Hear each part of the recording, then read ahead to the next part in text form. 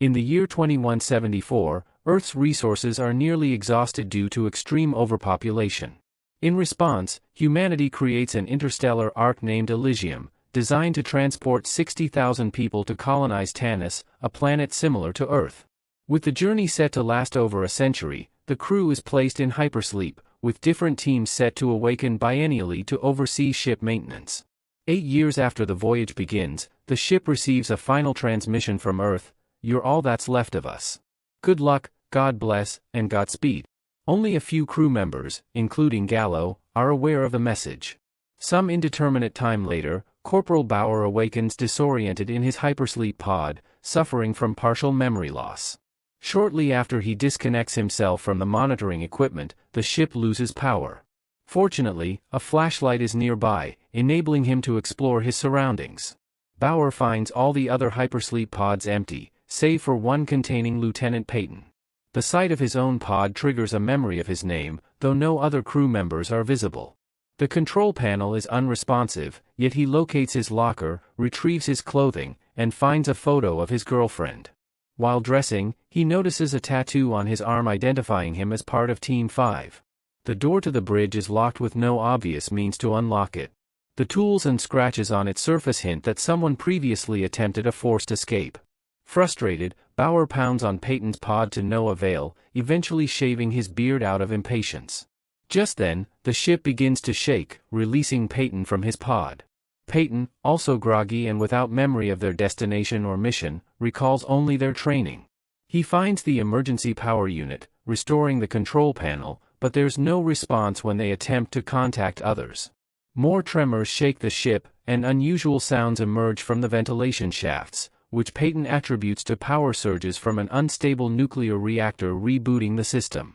Determined to leave the room, Bauer enters the ventilation shafts, while Peyton directs him via comms by tracking the ship's maps. After traversing the shafts for a while, he encounters a spider and, curious, follows it until he reaches a grate. There, he finds the corpse of a crew member. Struggling in the cramped space, he finally dislodges the grate and emerges in a different room, though he's now out of contact with Peyton. The room's door can be pushed open, allowing Bauer to explore the corridors. He soon encounters a woman named Nadia, who flees when he tries to approach her. Bauer pursues her, only to stumble upon a body suspended from the ceiling. As he tries to comprehend the situation, Nadia ambushes him, pinning him down. She searches his pockets and demands he remove his boots but quickly retreats when eerie growls echo from down the hall. Soon, a group of cannibalistic, humanoid creatures appears, taking the hanging body.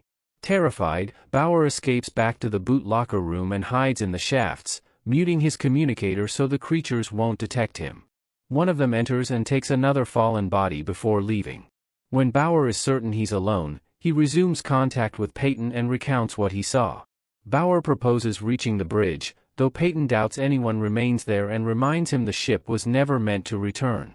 Bauer regains fragments of his memory, recalling the planet Tanis from television as a child. He remembers having a lover and recalls that training included provisions for crew members to bring spouses, implying that some companions may still be aboard. Bauer wants to locate them before the creatures do, though Peyton argues that gaining control of the vessel should be their priority. While exploring further, Bauer finds riot gear in a closet, takes a weapon, and asks Peyton to guide him to the reactor bay so he can manually reset it. Seeing a figure pass by, Bauer hides and notices his hands shaking, a possible sign of Pandorum, a space-related condition causing severe paranoia and psychosis.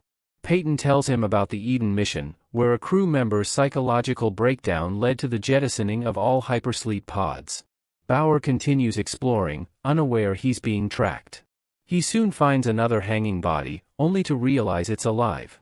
Shepard, from Team 4, initially mistakes Bauer for one of the creatures and attacks, but Bauer reassures him and helps him escape a trap. Shepard, uncertain of the current situation, refuses to follow orders, yet when creatures appear, they both flee.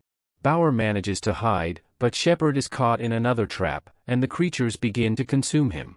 When Bauer shoots at one, they notice him and chase him until he falls from a high platform, where another crew member, Man, drags him into a safe room. Although Man doesn't speak English, Bauer recognizes his agriculture unit tattoo and tells him to wait while he finds the reactor. After again losing contact with Peyton, Bauer reaches the cargo hold, where Nadia ambushes him. However, Man intervenes, saving Bauer. After a tense exchange, Bauer persuades them to cooperate for survival, promising to pilot the ship if they locate the reactor. Nadia leads them to a door that only opens during power surges. When the next surge hits, they enter and discover an embryonic chamber containing preserved specimens of livestock and wildlife. Nadia reveals she's been surviving here alone, though she suffers from amnesia as well. She offers them some bugs to eat. Meanwhile, Peyton continues his attempts to open the bridge door, only to be startled by noises in the shafts. Soon, Gallo, who is naked and disheveled, crawls out from among the wires and collapses. When he awakens, Gallo, marked as part of Team 4, explains that he killed his crewmates in self-defense when they succumbed to Pandorum. Elsewhere, Bauer, Nadia, and Man traverse a hypersleep chamber, most pods emptied and taken over by the creatures as their hunting grounds. Man lingers behind, observing something unseen, while Bauer expresses a desire to search for his wife. However, Nadia explains that only officers are aboard, no civilians.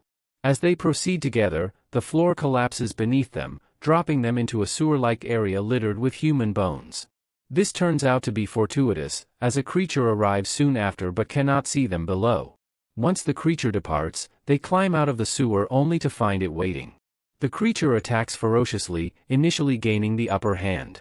However, the fight swings in their favor when Man arrives, aiding in fending off the monster. Working together, they manage to kill it. But another creature has been watching and now summons more of its kind, which soon gather to consume the fallen creature and prepare to attack the humans. As they escape, the trio notices a hypersleep pod opening nearby as a crew member awakens. There is no time to intervene, the creatures swiftly overwhelm him. They flee to a barricaded chamber, where they meet Leland, the ship's cook.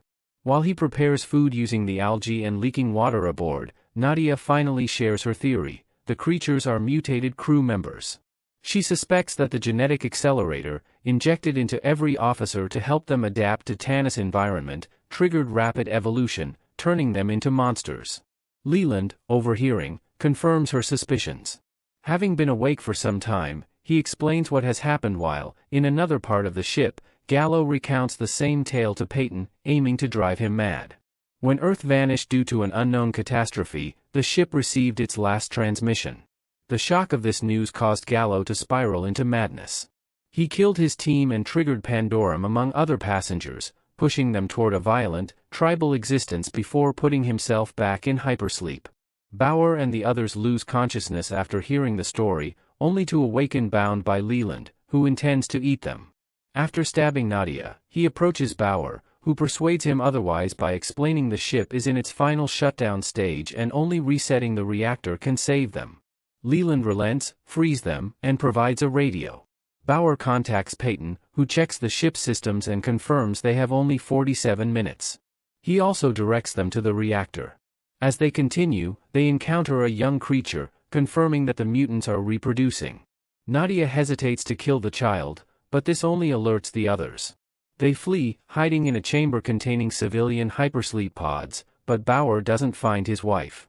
The memory finally comes back: she never boarded, they broke up, prompting him to enlist.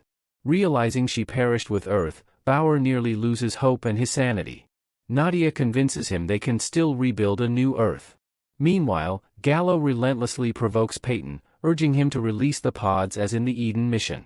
Peyton resists, convinced Bauer can save them. As the argument escalates, Gallo grows violent, grabbing a sedative gun and threatening Peyton. Peyton feigns compliance, placing Gallo in a pod, but selects hypersleep instead of launch. The team reaches the reactor room, the creature's lair. Attempting to cross a walkway, it collapses. Nadia makes it across, but Bauer falls onto a metal beam, and Man holds the walkway to avoid dropping it on the creatures.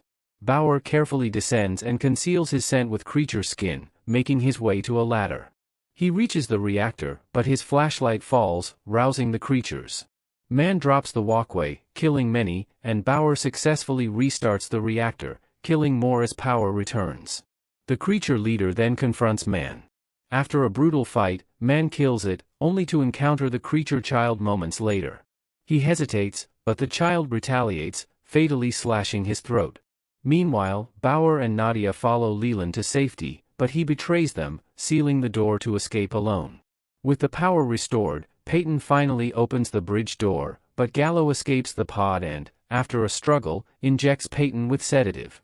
Peyton's memory returns, revealing he is, in fact, Gallo, and his Peyton conversations were hallucinations of his younger self.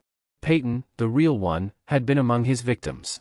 Gallo, mistaking his identity due to amnesia, took on the persona of Peyton. Just then, Leland reaches the bridge and feigns friendship, but Gallo kills him with a sedative injection to the eye. As Bauer and Nadia burst in, Bauer retrieves his gun from Leland's body and checks the ship's flight log, discovering that they have been in space for 923 years. Gallo appears, admitting his deceit, which Bauer has already realized.